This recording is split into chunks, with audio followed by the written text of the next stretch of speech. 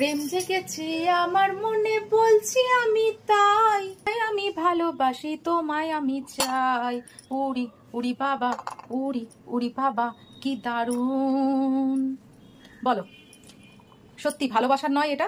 ইলিশ মাছ কে না ভালোবাসে, অনেকে আবার কাটার জন্য খেতে চায় না, কিন্তু আমার তো মন্দ লাগে না, দারুণ লাগে। এই দেখো এত বড় বড় পিস কিনে নিয়ে এসছে, একদম এক চেটো পুরো, একদম দেখো, এই দেখো একদম এক চেটো পুরো। প্রথমে ইলিশ মাছ 3 পিস নিয়ে নিয়েছি, আমাদের এই বাকিগুলো থাক, এখন অন্য কিছু করব। প্রথমে নিয়ে নিচ্ছি ম্যারিনেটের জন্য দই। আমার নুন হলুদ অলরেডি মাখানো ছিল। আর এইখানে মশলাটা আছে সামান্য, মানে 2 কোয়া মতো রসুন, একটু আদা, কাঁচা লঙ্কা আর জিরে ধনে, এই দিয়ে আজকে আমি ইলিশ মাছটাকে ম্যারিনেট করে রাখবো। আর সামান্য একটু নুন দেবো, মাছে নুন অলরেডি মাখানো আছে, তা সত্ত্বেও একটু নুন দেবো, আর একটুখানি সামান্য মতো হলুদ দেবো। এবার এটাকে একদম সুন্দর করে মাখিয়ে ম্যারিনেট করে রাখবো। আমাদের 3 জনের মেম্বার, 3 জনের মতো একটু চাল নিয়ে নেবো, এটা বাসমতি চাল। এবার এটাকে ধুয়ে 1 ঘন্টার মতো ভিজিয়ে রাখবো।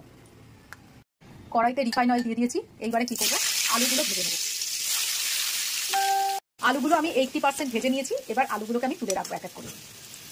এবারে মাঝারি সাইজের কিছু পেঁয়াজ নিয়েছি, সেই পেঁয়াজগুলো আমি বেরেস্তা করে নেবো।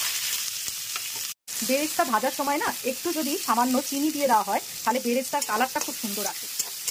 নুন নয়, সামান্য একটু চিনি দিয়ে দেবে, এটা আজকে টিপস। এর জন্য হাঁড়িতে জল বসিয়ে দিয়েছি, আর নুন নিয়ে নিয়েছি বেশ খানিকটা। জলের মধ্যে নুন দিয়ে দেবো, আর দিয়ে দেবো কিছু গোটা গরম মশলা আর তেজপাতা। সুন্দর আমার বেরেস্তা ভাজা হয়ে গেছে, এবার বেরেস্তাগুলোকে তুলে রাখবো।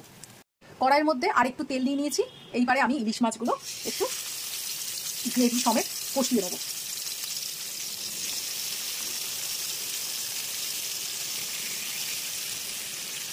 এইবারে ইলিশ মাছগুলো আস্তে করে তুলে রেখে দেবো।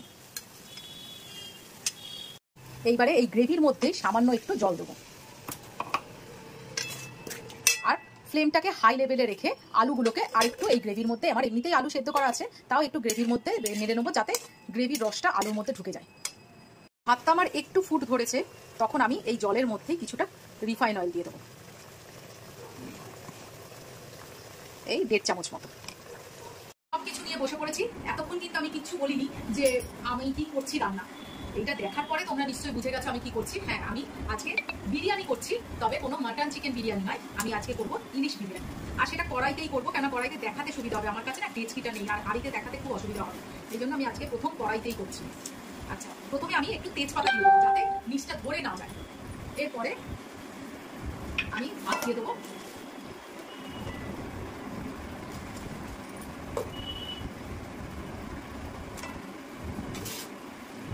আমি 2টো লেয়ারই শেষ করে দেবো। প্রথমে ভাত দিলাম, তারপরে এই ইলিশ মাছগুলো দিয়ে দেবো,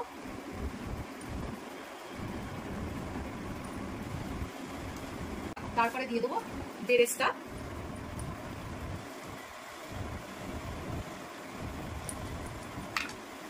দিয়ে দেবো একটু কালার।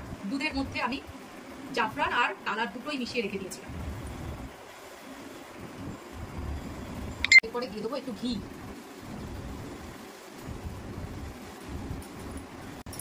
দিয়ে দেবো গরম মশলা,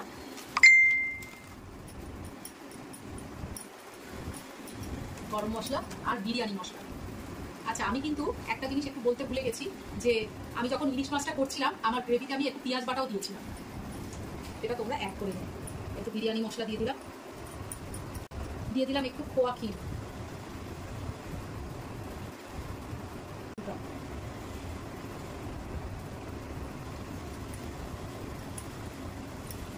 এবারে অল্প করে মিঠা আতর দিয়ে দেবো, তারপরে দিয়ে দেবো কেওড়া জল।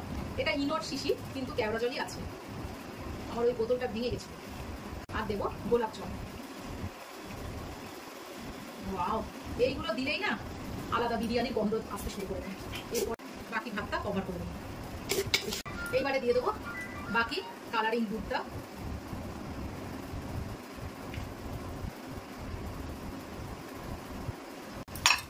বেরেস্তা দিয়ে দেবো,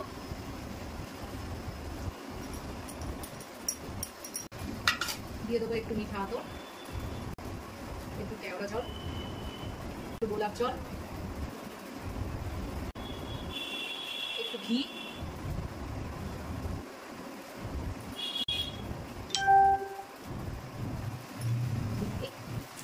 বিরিয়ানি একটু গরম মশলা সব দেওয়া হয়ে গেছে। এইবারে আমি ঢাকা দিয়ে দেবো। এই যে আটা নেচি করে রেখে দিয়েছি, এই নেচি দিয়ে ঢাকা দিয়ে দেবো। কড়াইটা কভার করা হয়ে গেছে, পুরো একদম আটা দিয়ে সিল করে দিয়েছি। এইবারে আমি এটা দমে বসিয়ে দেবো ওই আধ ঘন্টার মতো। দেখো আমার বিরিয়ানি কমপ্লিট। এইবারে শুধু খাওয়ার পালা। এই যে বিরিয়ানি আমি থালায় নিয়ে নিয়েছি, চলো এবারে খাবার পালা। এই একটু বিরিয়ানি নিলাম, কি গরম। একটু আলু নিলাম, ওই বাবা কি গরম। আর একটু ইলিশ মাছ নিলাম। আগে ইলিশ মাছটা দেখলাম, কি স্বাদ গো ইলিশ মাছটা।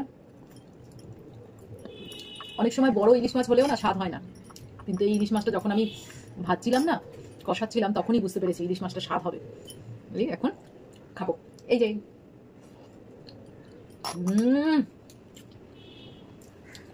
যাই বলো তাই বলো, দারুণ খেতে হয়েছে। আলুগুলো একদম নরম হয়ে গেছে। ও কি সুন্দর খেতে হয়েছে গো। ইলিশ মাছ নিলাম, আর এই তোমরাও করে দেখো, খুব ভালো লাগবে। আর খোয়া ক্ষীরটা না অবশ্যই দেবে, দারুণ লাগে। তো টাটা।